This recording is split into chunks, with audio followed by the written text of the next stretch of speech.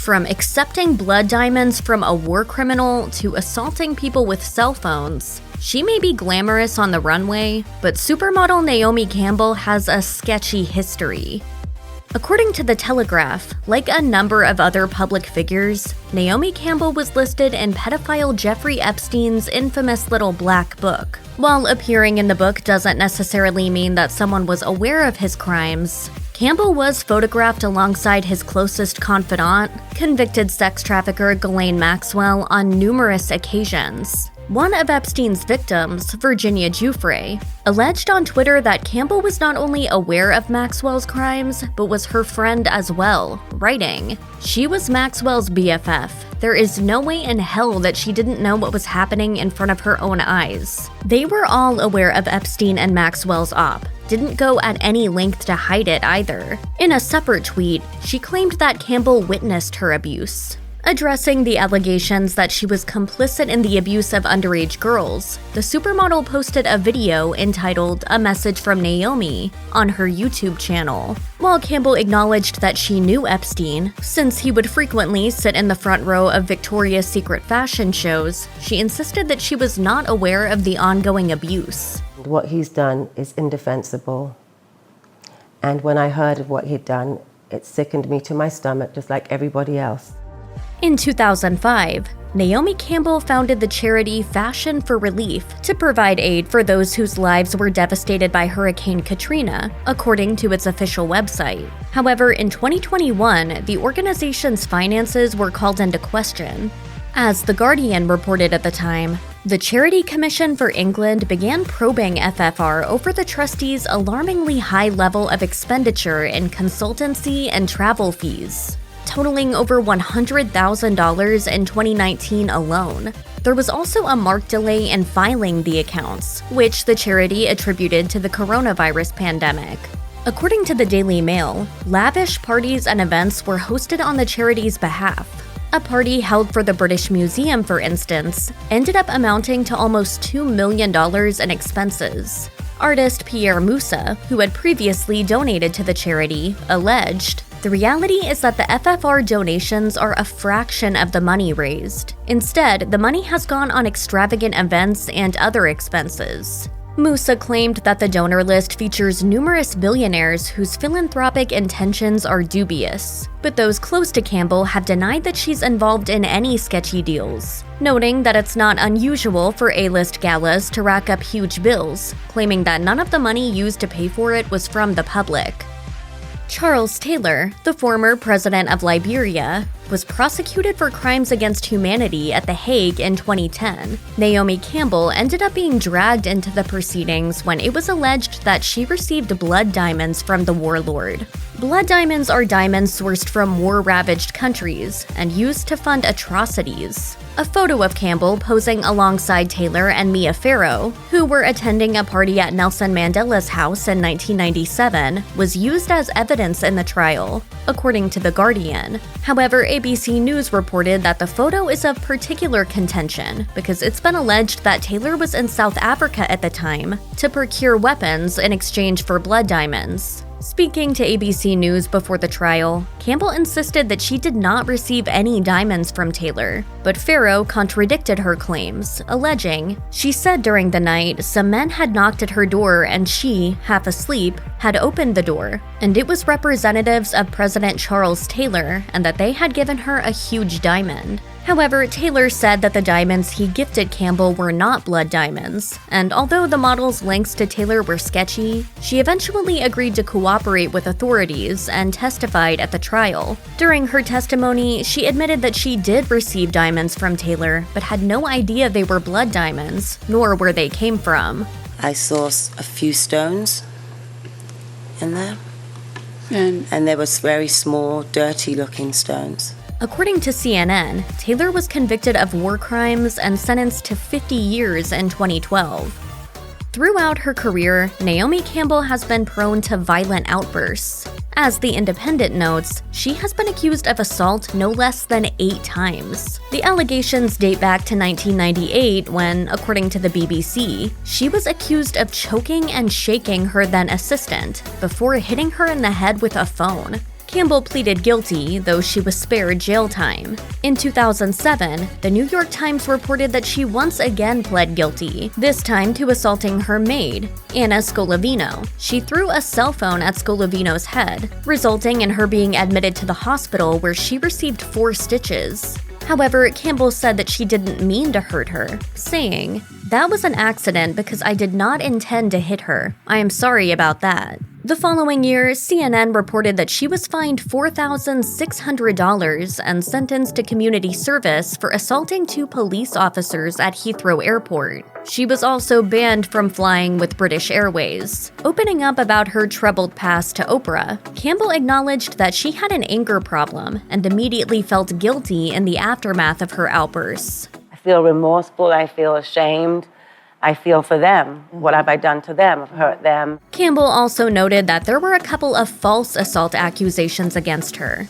She was accused of punching an NBC camera and assaulting a chauffeur, but claimed that both allegations were fabrications.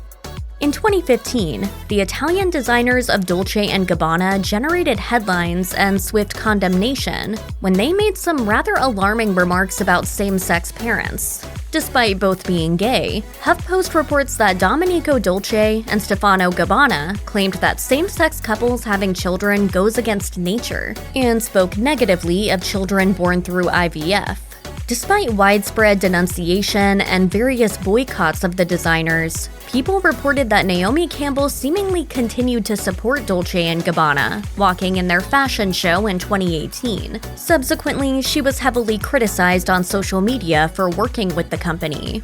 The Daily Mail reported that Campbell faced further backlash in 2022 when she attended fashion events in Qatar, despite the nation being notoriously anti-LGBTQ+. Campaigners argued that the decision was antithetical to Campbell's longtime support of LGBTQ+ rights. However, Campbell's reps said that the backlash was misguided, arguing that her high-profile appearances in Qatar would ultimately help effect change for the LGBTQ+ community.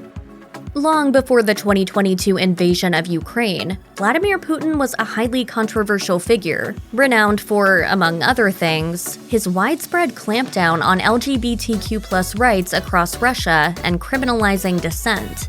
Nevertheless, Naomi Campbell interviewed Putin for GQ in 2011. The interview was lighthearted, with the supermodel asking Putin about his health and fitness regimen, and she also praised the Russian leader for his supposedly fit physique. The conversation grew increasingly cringeworthy when Putin began discussing his love of girls. In particular, Putin lauded the efforts of a group of female students who posed for him in lingerie as part of an erotic calendar to mark his 58th birthday. In retaliation, human rights protesters banded together to create a second, decidedly unerotic calendar, wearing tape over their mouths to illustrate Russia's suppression of dissidents. With regard to the second calendar, Putin said, "It's fashionable to criticize people in power. If you come out in support of someone like me, you're going to be accused of trying to ingratiate yourself. The girls in the erotic calendar were courageous."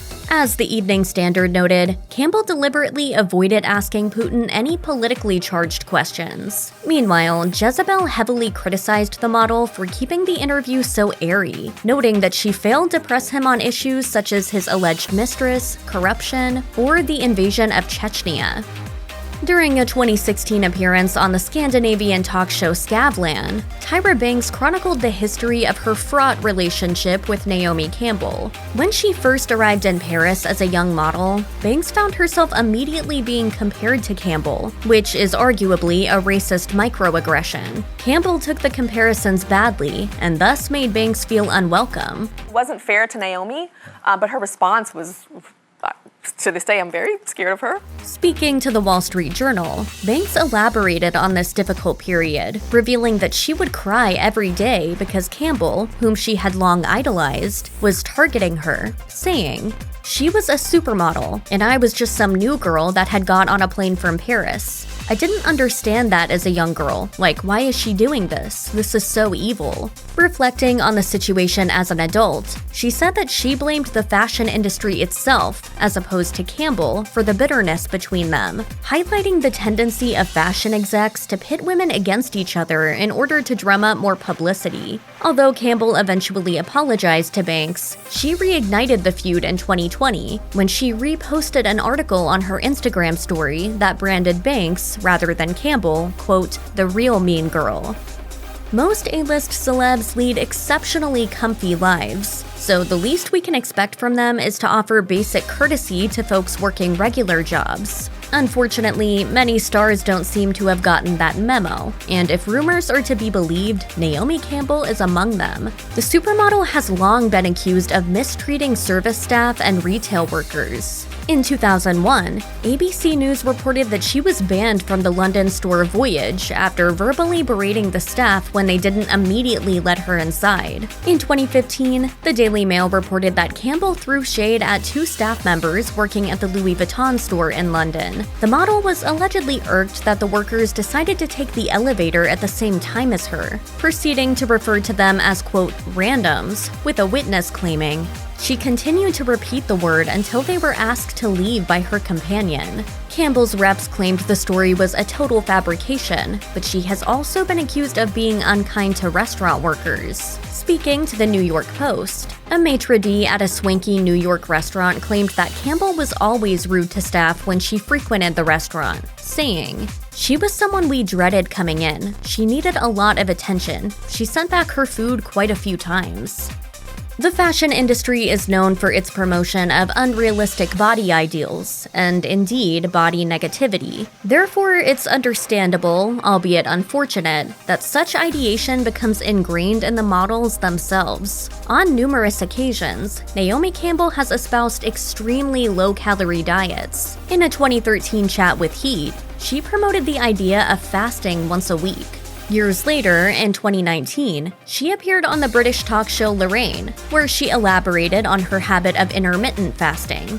She revealed that she forgoes food entirely for a couple of days a week, solely living on water or juice. However, she insisted that she doesn't starve herself.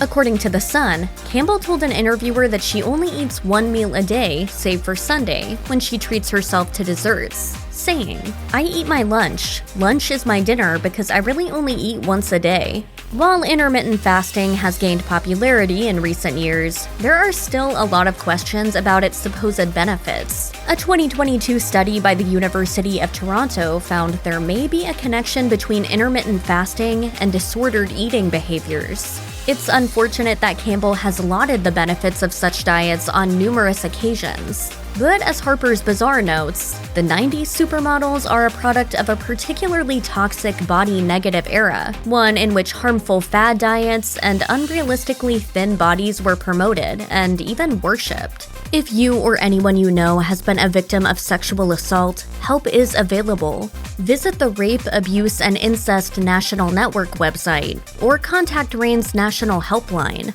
at 1-800-656-HOPE. That's 1-800-656-4673. If you need help with an eating disorder or know someone who is, help is available. Visit the National Eating Disorders Association website or contact NEDA's live helpline at 1-800-931-2237. You can also receive 24/7 crisis support via text. Send NEDA to 741-741.